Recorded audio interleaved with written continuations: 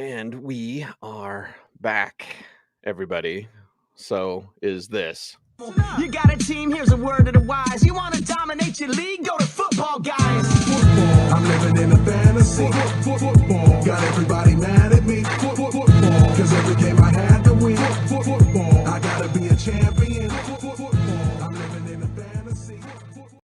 I can barely contain my excitement in part one of the week one preview here on the Audible. It is Cecil Lammey, it is Sigmund Bloom, and it is Carolina and Atlanta. I will save my Bijan Robinson love, but just for a little bit, Bloom. So get through Carolina quick. And there's plenty to talk about with the Panthers, of course. But I flip and love Bijan Robinson. I can't contain myself, Bloom. So it's up to you to get through Carolina so then I can talk about Bijan. Right. I can't even contain your Bijan Robinson excitement to the Atlanta side of the preview, right? Hey, there is going to be a lot to talk about. Unlike other preview shows, we're really doing scene setting, and I want to make a point of emphasis before we jump in that understanding what we're watching for more than any other week of the season is so important in week one. So you can properly contextualize, okay, here's the range of expectations based on this first data point. It could be a fugazi, but this is where we stand. And Carolina's a big one, Cease. New coach, new quarterback, right? This is a different team. I also love, by the way, that the NFL schedule makers put 8 divisional games. So half of the games are divisional games. These are really important games. And for Carolina, you've got Frank Reich and Bryce Young. And what we expect. Atlanta's defense actually is pretty much improved from last year at every level. Calais Campbell, right? Caden Ellis, Jesse Bates. That's nice.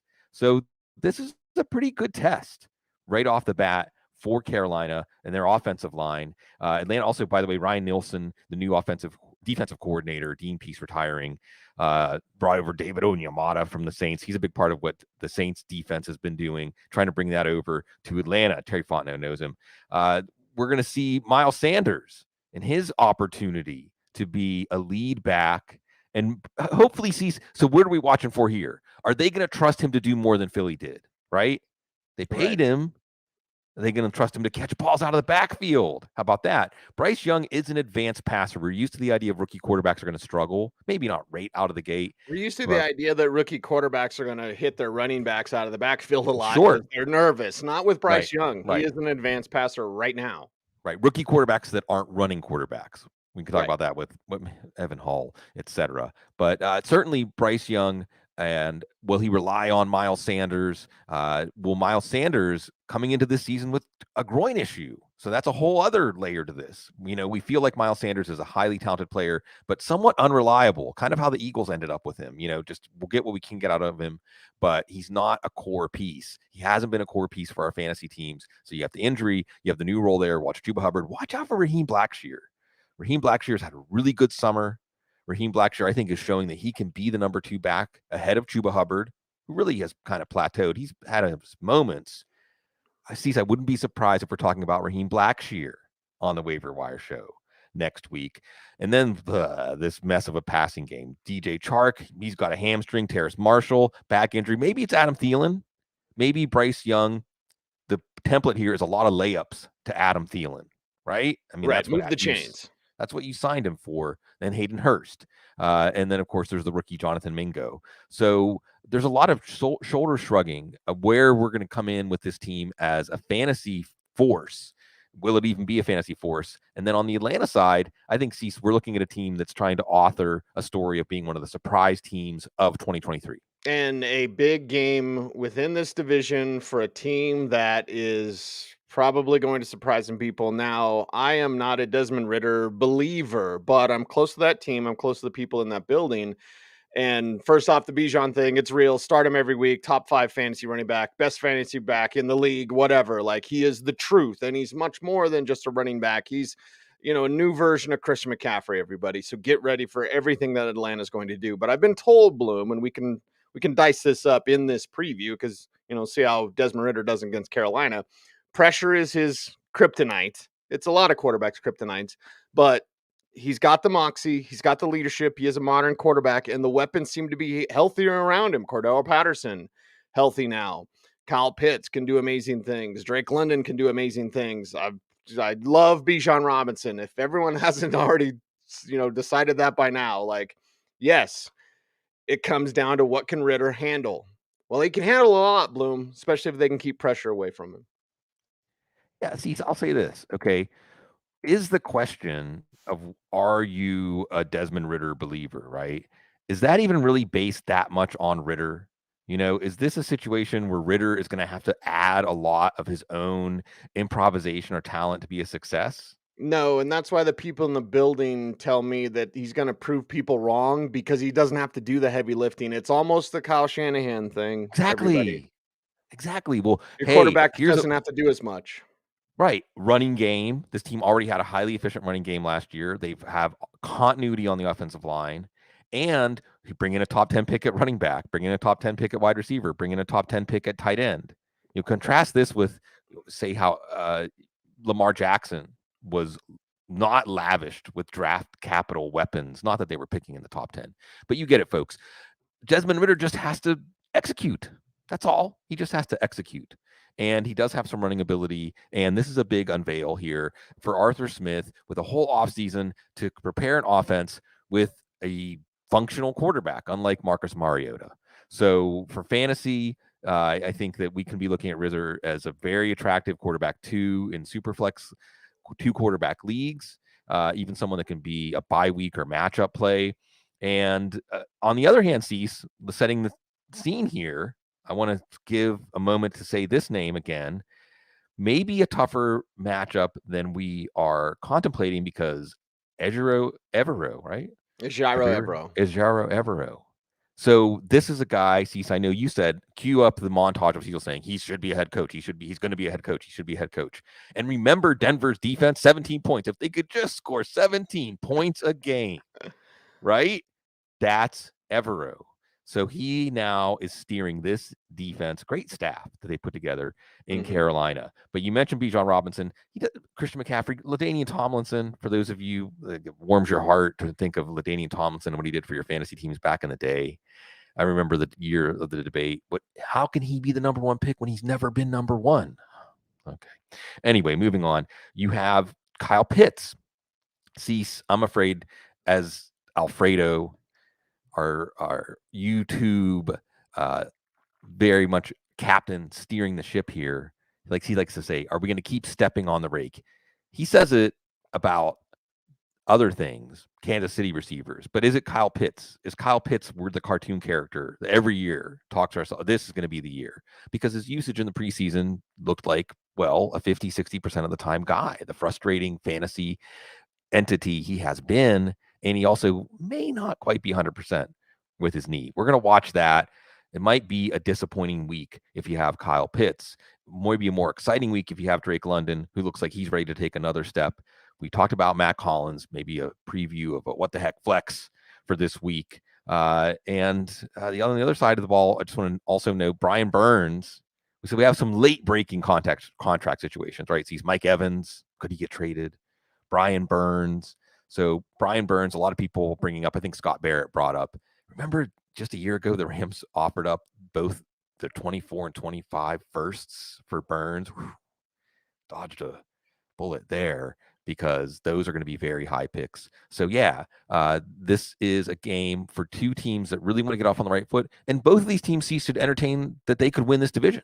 Yes, and that's the key here on part one of the week one preview. It is the audiblefootballguys.com, and you can tell it's week one.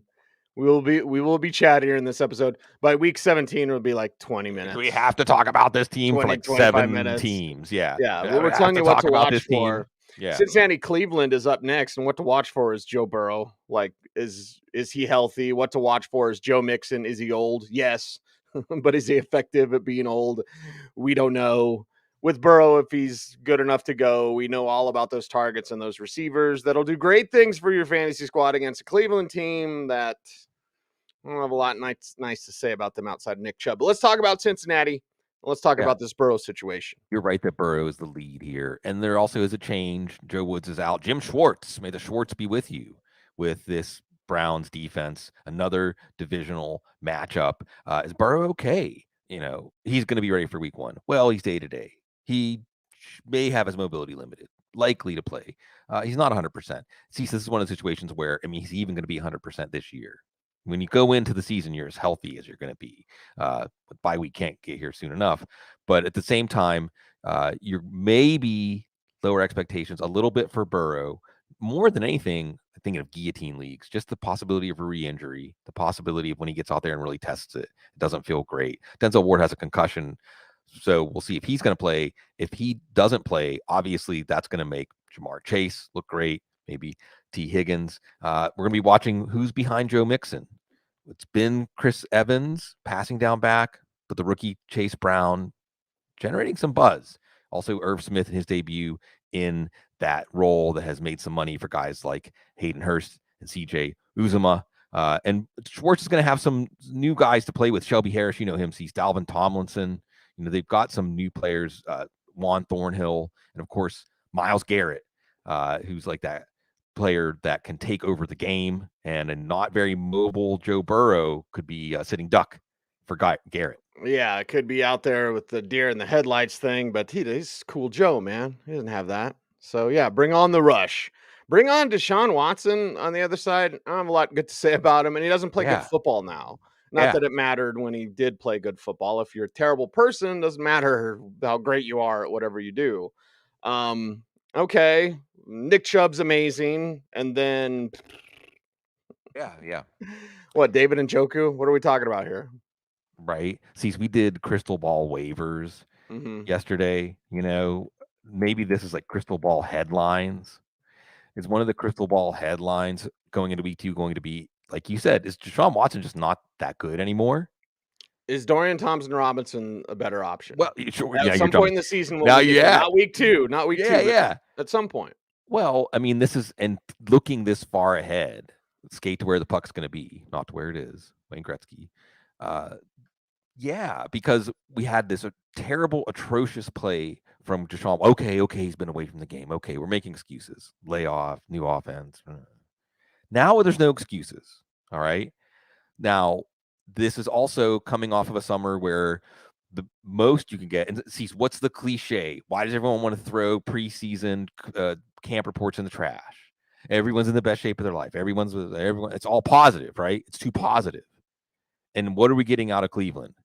Deshaun Watson, well, it's been mixed, not exactly that good. So we watch this game. Cincinnati's defense is good. Cincinnati's defense is good at every level. Now, there are new safeties. Well, or at least Dax Hill's going to have to do a lot more. Nick Scott is starting. So, again, Jesse Bates down there in Atlanta. So maybe there's something to take advantage of there. But like you said, I think that Cleveland, Kevin Stefanski, is going to want to lead with Nick Chubb. And then, sure, you're going to play Amari Cooper. Sure, we're going to see what Elijah Moore is going to do. This is a player maybe with talent, but not a role or a robust enough offense for him to rise to that level. How's he going to be used? We had someone in the chat asking already, Warren or Elijah Moore. I don't know, probably Jaylen Warren, because it doesn't seem like we know exactly what Moore's role is going to be and how this offense is going to function. And this isn't an easy matchup. And then there's Donovan Peoples-Jones. If you're going to play anybody from this passing game, it's probably David Njoku, who, unlike Watson, every day the reports on Njoku, just, they can't cover him. He's the man.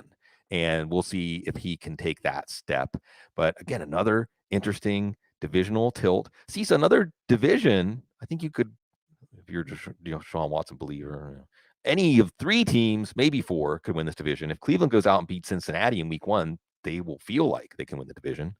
Yeah, you start Jaylen Warren because he's the Steelers' best back. More on that later, Bloom. Yeah. But let's talk Jacksonville and Indianapolis. That is up next here on the Audible. And on Jacksonville side, you've only begun to see the tip of the iceberg with Trevor Lawrence. I want to really emphasize that for people. This isn't just team information that I run with, but like in studying and in knowing people that are around him, like it's just the beginning of what you're seeing. And we talked about it on the show, Bloom. Like it was year 1 with Doug Peterson and he looked fantastic. Now what? Continue on. Now with more Calvin Ridley, which is perfect for this offense. Tank Bigsby is there to, I'm not going to say take over in the backfield, but have larger shares than people were thinking about earlier. Evan Ingram doing his thing. So Jacksonville can feel really good about their positioning this year. After that playoff run, they can ask, what's next? Yeah, another divisional game, right? Another one where the schedule makers give us this. I don't know why, Cease, when you were talking about Trevor Lawrence and what are we going to see? Because again, this is about massaging our brain and being ready to receive the big reveal so we know what to do next. Get our instructions from the football gods. It's like the stretching. Yeah, exactly. Be limber. I need to stretch more. So it's like an 80s song. I think it was in Ferris Bueller's. It was in some other movies. Like, boom, boom. Oh, yeah. Remember that one? Boom, boom. That's what I wonder if we're going to look at, like Trevor Lawrence with the sunglasses after this game with this Jaguars offense, right? You add Calvin Ridley, and if you watched a pretty good offense last year that got better as the season went on, really found themselves under Doug Peterson, that was the element that was missing. We've said this so many times, but now we're here. We're going to reset the scene. Could Calvin Ridley really unlock this offense? And you add Tank Bigsby. If there is a hitch, it is that offensive line. And then, Cam Robinson suspended, etc. But I think that the Colts defense, Cease, other than Kenny Moore, I don't want to put you on the spot. Can you name a Colts corner other than Kenny Moore? No. Yeah, like Dallas Flowers. And you're going to think I'm making these guys up, right? These are guys. Julius Brent's a rookie, second-round pick. He could be pretty good.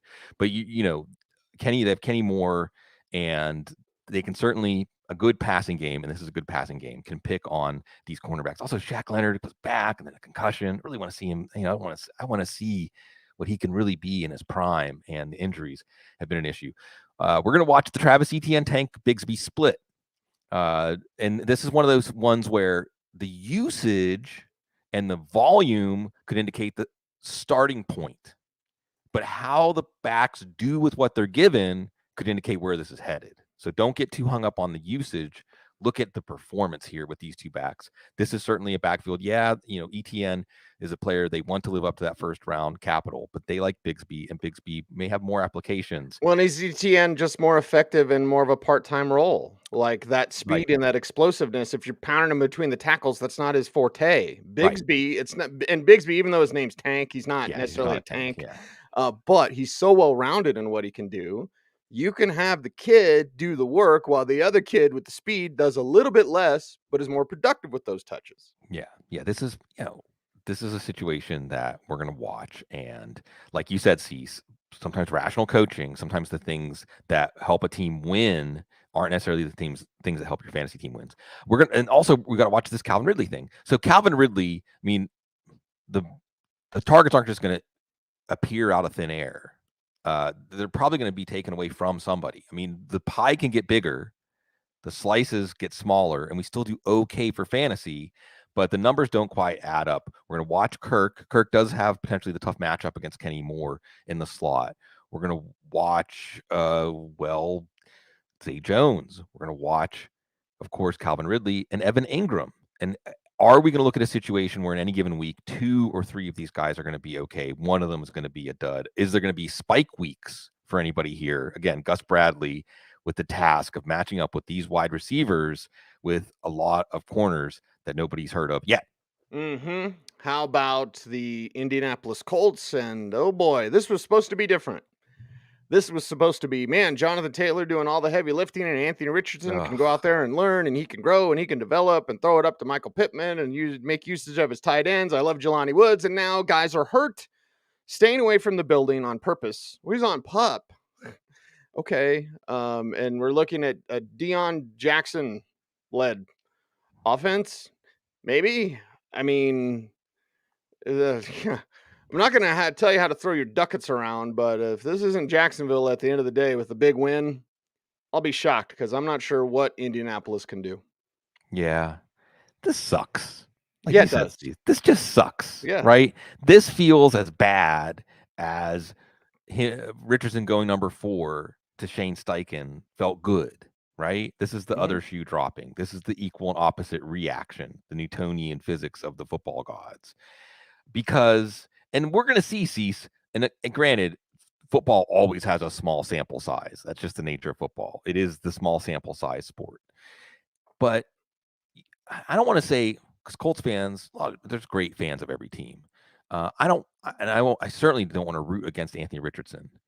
But at the same time, if Anthony Richardson is just so good that the Colts come out smelling like roses, maybe not this year, but down the line, and Shane Steichen is so good, then I just don't want the lesson of this being, yes, embrace the business side of football, right? Because isn't that all this is? Because if it was the wins and losses side of football, then there wouldn't even be a question, right? There wouldn't even be a question. Like you said, we'd be setting sail with this. You've got the right fist of Jonathan Taylor, the left fist of Anthony Richardson. You've got Pittman and Pierce and Downs. Let's have some fun. Let's have some fun with this offense. Now you've got one arm tied behind your back, basically. And I don't want the Colts to fail, but at the same time, I hope there's a way that the moral of this story is you launch this new era of the franchise as strong as you can be instead of trying to save what, $5 or $10 million or something. Like, how much money does Irsay and the organization really save by not just giving Jonathan Taylor a 4-year, $60 million deal with $40 million guaranteed or whatever? Anyway, I got that out of the way. That was kind of a rant. Because like you said, Cecil, Deion Jackson and Evan Hall and maybe Zach Moss. If you're going to say, who should I play? I would just play the best talent. I think that's Hull out of the three. Michael Pittman. What we're going to watch with Michael Pittman is the ball going to be funneled to him? I think you have on one side Dwayne McFarland, doing a great job just showing folks, again, rookie quarterback, lower expectations. Rookie quarterback that runs for the passing numbers, really lower expectations. I think the number one wide receiver in those offenses has been like in the 40s in fantasy terms ranking. So can Pittman overcome that? Maybe he can. In the preseason, we saw an RPO offense and one that really funneled the ball to Pittman. So maybe even if it's a low volume pass offense, but Pittman is just that guy you count on. He's the first read on these plays, simplifying things, the baby bird, Anthony Richardson. And we'll see what Pearson, Downs, and any number of guys, including Johnny Woods at tight end, can contribute. The Jags defense, still up and coming. The linebackers are a strength, but not the stiffest test. Still Cease. When you look at the Colts side, it just makes you sad. Yeah, it does. Our guy Lester's like, I didn't know today was live. Lester, neither did I until right before the show. Are we live? Maybe. I think, are we in a hologram? It's more likely we are in a simulation than we are in the really real world, to quote the Crow, which actually is right behind me. Crow number one. I got that at Wyoming's Pro Day for Chad Muma. Stopped in a comic book shop in Cheyenne. Speaking of the Jags. And I'd never seen Crow number one first printing in person, maybe at some shows or whatever, but I was like, okay. And I went and got it, and I got a G.I. Joe number one as well. I already had one. Anyway, nerdy comic book talk. How about nerdy football talk this time about the ultimate nerd, Baker the Baby Maker against Minnesota. Tampa Bay and Minnesota is up next, and we're going to be watching with great interest Rachaad White. Like, can it happen? Can it not happen? When's the Mike Evans deadline? As of this recording, they're still talking. Tomorrow, Thursday, Friday, there's a Niner in there somewhere. Like, okay, so there's a Mike Evans situation. Get your Chris Godwin shares ready. I guess. I mean, Minnesota's defense was not as great as they needed to be last year. But anyway, let's talk about Tampa, because there are some interesting points. Like, you probably got Rachaad White at a discount. You might have gotten some of these receivers at a discount based on where they were with Tommy Brady and what they can do. We all know Mike Evans, Chris Godwin, etc. Well, let's see now with Baker how this thing looks on the road up there in the Viking ship. Yeah, this is we won't have to spend as much time on this one, Cease, right? Isn't this is kind of the Florida way. I mean, I'm just thinking of those Marlins teams that won the World Series, where you win the Super Bowl and then you tear it down, So okay, you're tearing it down now on the offensive side, especially. This one, if you're looking for your defense this week, Minnesota is a good choice. Did you hear that they hired Brian Flores? Yeah. Did you hear that Kirk Cousins was so frustrated because Brian Flores likes to make it look like everyone's going to blitz, and then like 3 of the guys drop back and 4 of the guys blitz, and he would look at the coaches and say, what am I supposed to do? It's practice. and they're getting to practice the deception, the heart pounding Brian Flores defense. It doesn't exactly help the offense get on the same page, although maybe it kind of does once you're in the season and the bullets are flying. Well, for Baker Mayfield, good luck. Good luck. You remember what New England's defense could do. Remember what Miami's defense could do when they were peaking. So you remember Minnesota's also added Marcus Davenport, Byron Murphy, who's a really good player, really, really good. No Eric Kendricks. So in that in-between phase, they still have Harrison Smith. Look for him blitzing a lot. We have this Evans contract situation. You have Chris Godwin, or even Cade Otton. Now that Russell Gage is out for the year, Otton more targets. Maybe it's just Rashad White catching 10 passes for 40 yards, but of course, in PPR leagues, you'll take that. But this is one that should cease if Baker Mayfield just keeps them in this game, right? If this isn't a functional offense, then that's probably a decent sign that maybe we should raise expectations at least a little bit out of the basement for this offense. Sean Tucker, been hearing a lot about him. Momentum, undrafted free agent, again, third, fourth round type talent, number 2 back. And if you're looking for somebody to usurp that backfield, part of that backfield from White, you're saying he's just not a starting back. He's just not a feature back. Tucker would probably be the best answer, not Chase Edmonds, not Keyshawn Vaughn. There's some targets up for grabs. Trey Palmer, the rookie, Raheem Jarrett, excellent undrafted free agent, another great talent. Devin Tompkins, one of the smaller receivers. That's Tampa. You got your Super Bowl. Now you got to suffer a little bit. Yeah. Okay, Minnesota side. Why do I have a feeling people will be disappointed in Alexander Madison? Am I wrong? Maybe not this week, Bloom. Season wide, and it is windows. So your week 1 window for Alexander Madison is pretty good. He's as healthy as he's ever going to be. And behind him, they've been disappointed in the backs. Now, I love Ty Chandler. I got healthy appreciation for Kenny Nwangwu. But they have been disappointed with the backs behind Alexander Madison. Madison's not a 1-for-1 for Dalvin Cook, even though at times he has looked like Dalvin Cook. So let's get into this because people have taken stances. You took a Rashad White stance earlier this year in your draft. You definitely took an Alexander Madison stance, whether you got him or not. Right. Now it's time to pay off or not. Yeah, it reminded me of Slacker, the great Slacker, old Austin, R.I.P. old Austin. What about why shouldn't there be works dedicated to the things that people didn't do, right? Not what people did, but what they didn't do. So even when you don't take Alexander Madison in the 5th or 6th, you're taking a stand. Or is it Rush? Even if you do not choose, you still have made a choice or something like that. My brain is too foggy. So Madison, I'll give you some logs for that fire. All right. Paul Charchian, no one's more in tune with Minnesota. Certainly Love not anybody Charch. that I know.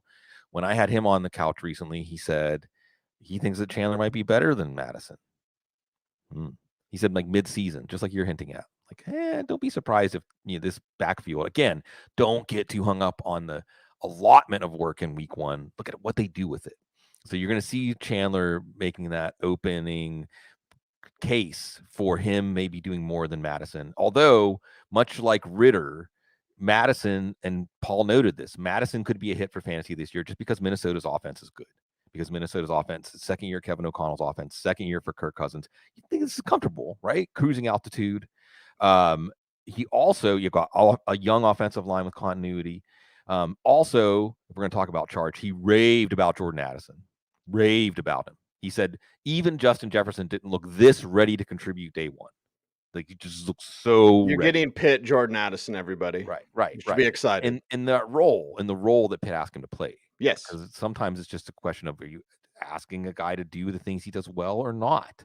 And Addison in that Adam Thielen role, we could see he could be one of the talks of week 1. KJ Osborne, and just talked about the Jacksonville offense with 3 viable wide receivers potentially. This could be an offense. I mean, it could be not that Addison makes Osborne irrelevant. Osborne could still have Tyler Boyd, Zay Jones kind of value with Addison hitting as a 7th-ish round pick. And then, of course, you have a new contract for TJ Hawkinson, that ear infection, back issues, whatever that was.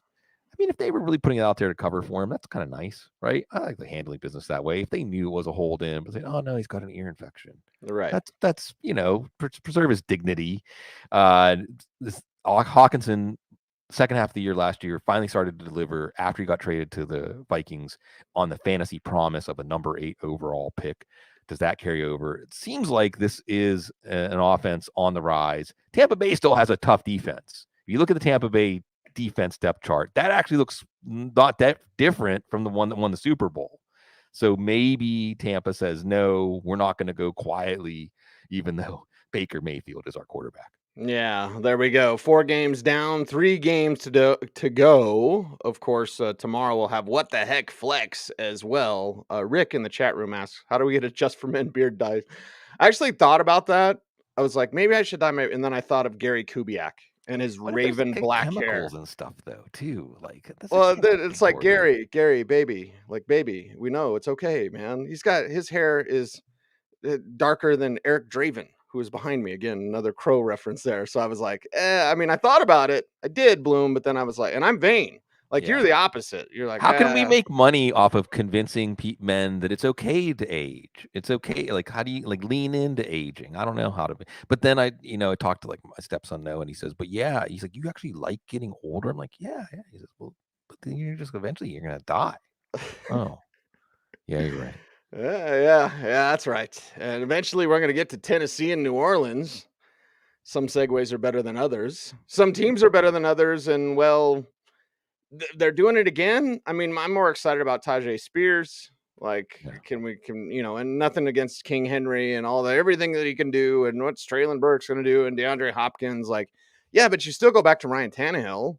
I'll be more excited about this team when it's Will Levis taking over and when it's Spears in the backfield, just because we don't know what they look like yet. And again, not that Henry can't do amazing things, but it's like a funnel, Bloom. Yeah. It still leads to Ryan Tannehill. Yeah. That's not good.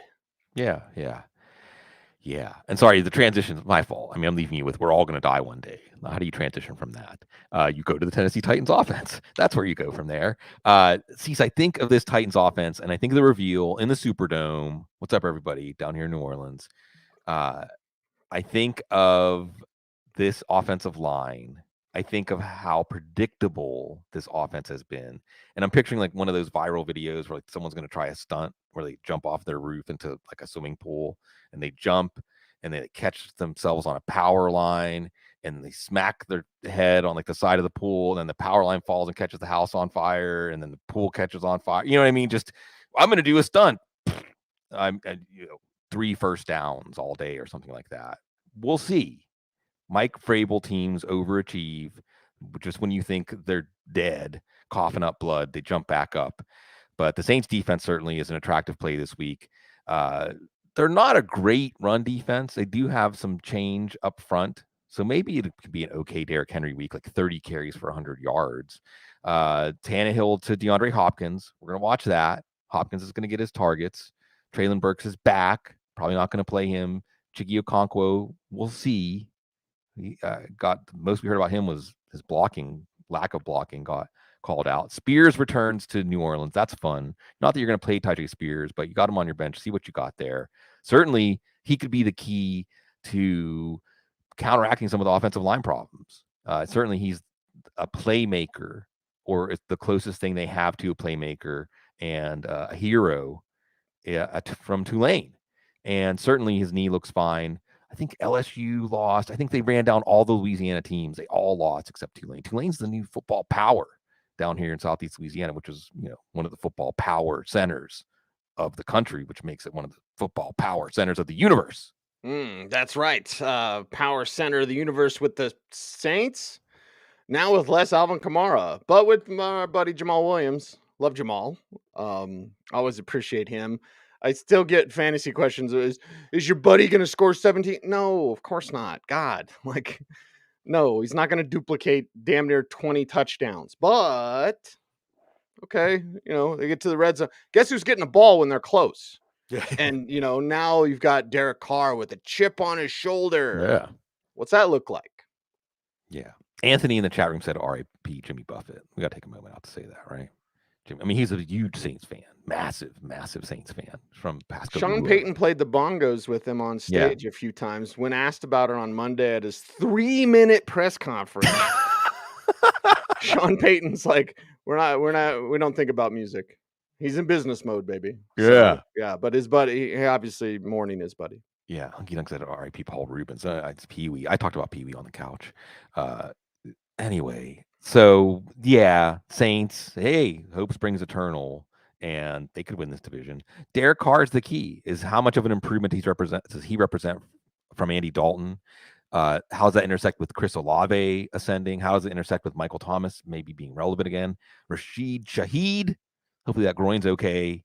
Deep threat. Does this all click? Does this come together more? And of course, we can look at the tight end. This team has 4 tight ends, Cease. This team is, boy, when a team needs a tight end at the trade deadline, but it's not just any 4 tight ends, by the way. I want to take a moment out to appreciate this. Listen to this tight end room. Juwan Johnson, who may end up being one of Derek Carr's favorite targets. Yes. Taysom Hill, who they classified as a quarterback, I think, tried to circumvent the 3rd quarterback rule. That's good. So it's like a way to have Jameis Winston active without having him active or something like that. I don't know. Maybe not. Right? Foster Moreau, who beat cancer in the offseason, and they signed him in mid-treatment. LSU guy, New Orleans guy. Former Raider. Yeah, you got to love that. And then Jimmy Graham, by the way, he's back. And he looked like good old Jimmy Graham in the preseason. So that's fun for this offense. And we'll see. Titans defense, if they're not going to go easy. And by the way, it's Jamal Williams in the backfield. Here's your what the heck flex. I mean, you may be looking at your lineup saying, oh, I have to start Jamal Williams. Kendry Miller's banged up. Alvin Kamara is suspended. Kirk Merritt, I think, is the other running back, a former wide receiver. So we'll see. Titans get Harold Landry back. Again, the defense won't be a pushover. They are kind of thin at cornerback. Caleb Farley hurt again. They still have Jeffrey Simmons, etc. And we'll see if they're partying. Either way, Cease, win or lose, they'll party in New Orleans after this game. I'll party if the internet here in the mountains of Colorado comes through, and if the New Orleans internet comes through. Boom. Yeah. I'm watching. He showed us. You need the internet prayer candles. I know. Please, everyone, pray for us to get through 2 more games. San Francisco against Pittsburgh is up next. The 49ers side can be quite exciting, quite enticing. Brock Purdy out there showing that he's the man, tossing around all the weapons that we already know. So this is kind of okay, what are you doing against the pressure of the Steelers thing? But it's the 49ers, so a lot of people will be starting their players. George Kittle likely to go, which is good news given the Travis Kelce hyperextended knee news that we got yesterday. After we recorded, by the way, or we're live, I should say. Yeah. See, I always hesitate to do this, but as a Steelers fan, indulge me. Because one of the greatest Steelers games ever that no one talks about was a game against the 49ers. Remember when the 49ers went 18-1? That was the one. The Steelers. They beat them 2017 out at Candlestick Park. They beat Monongahela, one town over from where I grew up, native, Joe Montana, in 1984. They were actually down in that game. Frank Pollard had over 100 yards. Brian Hinkle had the big interception to set up the field goal to take the lead, but then Joe Montana got the ball back again, and Ray Wersching missed his chance. And the Steelers kept that team from going into history. Is this Steelers team going to go into history? Is the Steelers defense going to go into history? We'll see. Keanu Benton, everyone loves him. Larry Ogunjobi, he's healthy. JJ Watt's retired. TJ Watt is back. Highsmith, that pick worked out. Yeah. As sad as I am, and I love Highsmith, and they got more pass rushers, by the way, but as sad as I am about Hargrave, like moving on forever, like Keanu Benton was one of my favorite players in this draft. Yeah, there's your replacement. And by the way, Hargrave's on the other side of the ball in this game. We'll see about the linebackers, Cole Holcomb, Quan Alexander, Landon Roberts. Patrick Peterson's a Steeler. That's going to be interesting to watch, right? Patrick Peterson, Desmond King is back in Pittsburgh, back at Heinz Field. Joey Porter, all kinds of Pittsburgh connections here with this defense against Brock Purdy. And the big opening act question here for Brock Purdy is, how's he going to follow this up? Because I brought this up. I was talking, I think, Warren Sharp with Cease. You remember when Nick Foles had like 27 touchdowns and 2 interceptions? Yes. Right? Mm-hmm. Chip Kelly made the game pretty easy for him. And then, well, Nick Foles, except for that one postseason, never got back to that level. Is that Brock Purdy's story? We'll see. The Steelers defense, is not going to make this easy. Christian McCaffrey with a whole offseason integrated in this offense, that's going to be fun. Who's the number 3? Maybe the number 2. Elijah Mitchell can't stay healthy. Deebo Samuel, one of the things that didn't get a lot of attention is he was disappointed in himself. Boy, what's that like when Deebo Samuel says, I'm not happy with how I played? What is that? What is the next chapter for him? I think maybe he's been underestimated a little bit. Brandon Ayuk, of course, dangerous. George Kittle, I just wanted to make it through the game without re-injuring this adductor. It was a bummer because It he had was a fully first healthy offseason. offseason. Yeah. And then he gets hurt. I'm like, damn it. Can we not have nice things? Yeah, we certainly can't have nice tight ends. Maybe just stick with the rookie tight ends. So a really great, intriguing matchup. I mean, for San Francisco, I think it's one that they could easily stub their toe on. For the Steelers, I think it's one for them to announce, yeah, the Steelers are back. Yeah, they're back in that offensive line, getting better. Got some nice intel about what they're doing up front. And Jalen Warren there. We get into our Jalen Warren. This in the what to watch category. Is Warren going to outproduce Najee Harris? Notice how I didn't say outtouch. Right. Touches don't matter. It's what do you do with them? Like, how much do you produce with them? Warren could produce more than Najee. Najee could produce more than Warren. It could be a back and forth all season long. Could be totally 50-50. Like, I want to know. I already know Deontay can ball out. And Kenny, as good as Kenny can be, and I was talking to someone who had interned and actually had worked for the Pitt Panthers and then interned around the league. And he was saying, like, if Kenny just gets one Super Bowl, he'll own that city. Like, more than the city's warm to Ben, more than the city's ever been, not like Terry's ever been warm to the city. Screw you, Terry, for ignoring me on your birthday at the Walmart in Brighton. It's a whole other story. Yeah. But anyway, like, Kenny gets one there. Not that they're going to get it this year, but if he gets one, legend, man. The legend. Sure. Yeah. Well, why not start to let our minds run away with themselves? Since I took us all the way back to 1984, John Stallworth was still playing for the Steelers then. Coming back to 2023 and then into the future, so I think the story of this offseason, and yes, Matt Canada is still the offensive coordinator, but otherwise, there's a lot of optimism around the Steelers offense. A lot of optimism. And they were running the ball well at the end of the year last year. And now you hear, just to sum this up, like Kenny Pickett is going to be like a discount Joe Burrow. His arm strength has improved. His command of the offense has improved. He's just carrying himself like that guy. Not quite to the extent that Joe Burrow did basically from the day he showed up, but whatever, what Joe Burrow did. Hey, Kenny Pickett turned Pitt into a winner. That was hard. Pitt always sends good players to the pros, but they don't turn it into wins. They did when Kenny Pickett was there. So we'll see. Nick Bosa still holding out as of this moment, and that's kind of a big deal that Nick Bosa might not be on the field for this matchup. That could help the Steelers get out of the gate hot.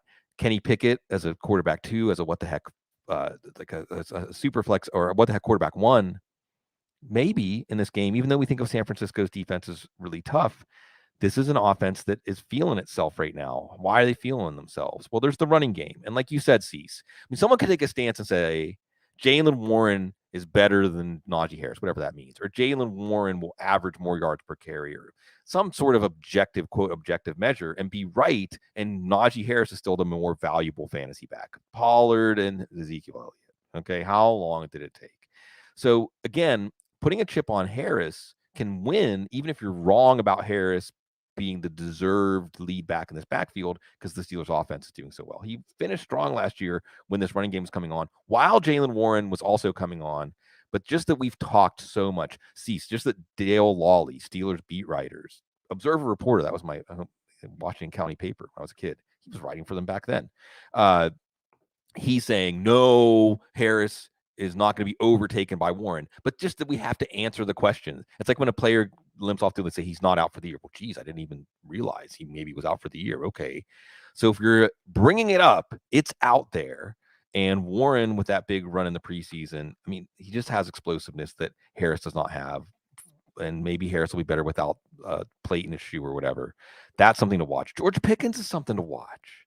Could George Pickens be that new alpha? A lot of talk about more branches on the route tree, and he might just be a player. Remember, Pickens kind of came alive when Pickett was out there early on last year. Deontay Johnson, we know he's sharp. You have Allen Robinson.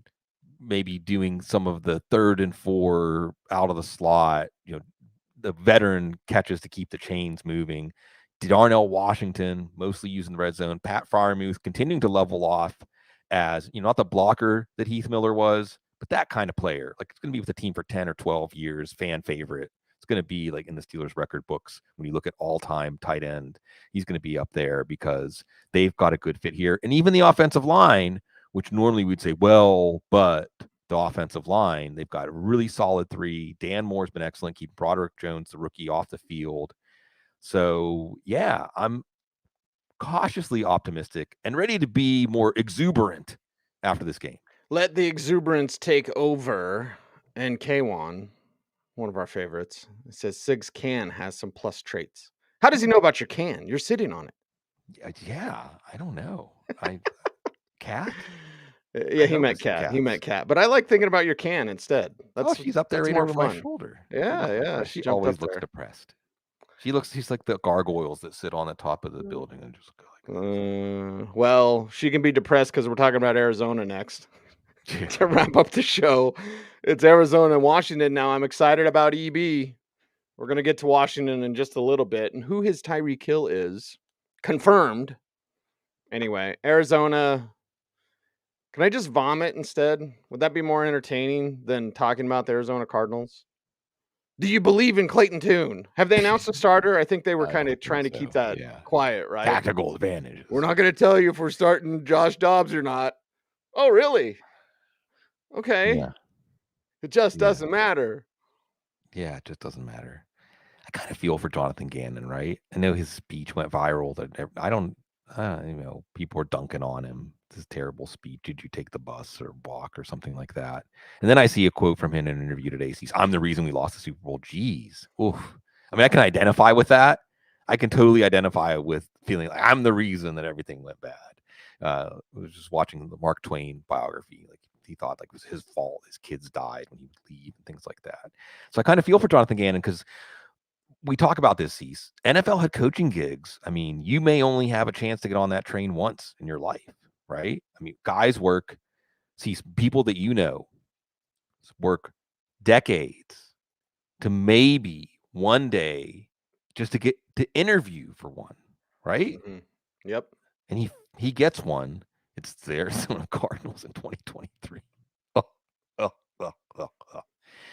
Because I mean, this is a teardown job. This is one of those situations where investment opportunity in real estate. You're going to tear this team down. Look, they're already doing it, right? Isaiah Simmons, etc. Yeah. I mean, you're next Kyler Murray, right? I mean, there's a reason that it's out there. Well, maybe they just won't play Murray this year, so that they are assured his injury guarantees won't kick in, right? So this is what you have, Jonathan Gannon. Who starts at quarterback? I don't know, but I know Emmanuel Forbes. No one's going to be talking about how Washington shouldn't have taken a 165-pound corner. They're probably going to talk about his 2 interceptions and his pick 6, right? If you play an IDP and you got a chance to put Emmanuel Forbes in, put him in. Chase Young's going to be back, but they didn't pick up his 5th-year option. James Conner, what are touches by default worth? And then again, Dobbs or Tune it's going to be limiting on this pass offense to begin with. And then you have, Marquise Brown, Michael Wilson, Rondale Moore, Zach Ertz may or may not play, Trey McBride. A lot of nothing. James Conner's the only guy that should be anywhere near a fantasy football lineup. Like Washington's defense for your fantasy team. And you like for the Commanders. And see, just as much as we go, oh, man, when we think about Anthony Richardson debuting without Jonathan Taylor, for Sam Howell, for Eric Bieniemy, how important is it for this to be your first matchup? Mm-hmm. How important is it that, hey, magical thinking, momentum, confidence, right? Washington, this is your chance. It's been set up for you, the volleyball, time to spike it down. Yes, and Eric Bieniemy prepared to do that with Sam Howell's good quarterback. And with this rushing attack that they will soften up Arizona. They basically can do whatever they want, but watch for the usage of Jahan Dotson. You can tell me about the injury status of Terry McLaurin. We do love Terry. We always have to talk about the injury status of Logan Thomas, who's fine when he's out there, and he's not out there as much as he needs to be. But I'm really going to watch Jahan Dotson because I had tossed it out there months ago, like maybe he's their Tyreek Hill. Mm-hmm. Yeah, I think we're going to see a little bit of that because what we saw from Dotson last year wasn't even the best part of his game with the 7 touchdowns. Like, he wasn't a touchdown hog for the Nittany Lions. He was a speed merchant. Well, I think that speed merchant, EB's going to know what to do with that. He's got a chip on his shoulder because he's trying to prove that yet again he deserves a head coaching opportunity. And in Washington, Ron Rivera would love it if his guy was so great on offense that he got a gig somewhere else. The non-Dan Snyder Washington Commanders. Let's let that. Are they still going to be the Commanders, or did they not secure the copyright of that? I don't know. Yeah, speaking of tear down and clean things up. Well, this team isn't a tear down because Sam Howell looks ready. Offensive line may or may not be an issue, but I don't think we're going to see it against Arizona. And you have a strength at a wide receiver here with McLaurin, and we'll talk about his toe in a second.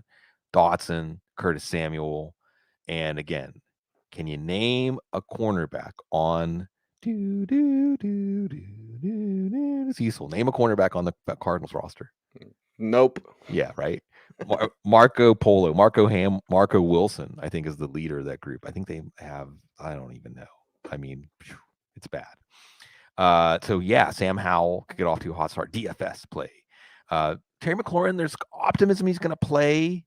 He's responding to treatment or something like that. I still feel like speed receiver, toe issue.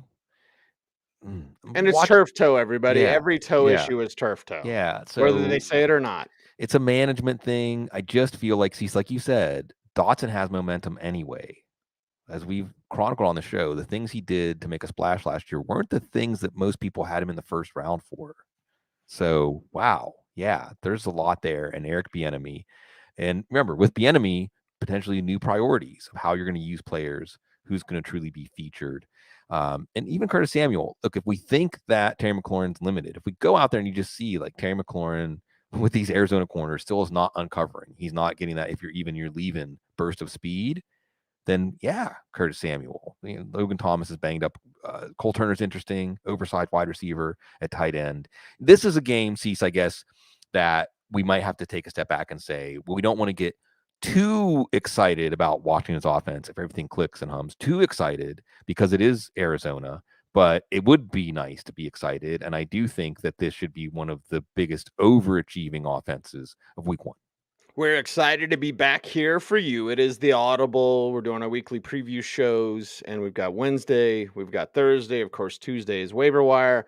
Matt Waldman's going to be hosting the Audible Thursday Night Live show.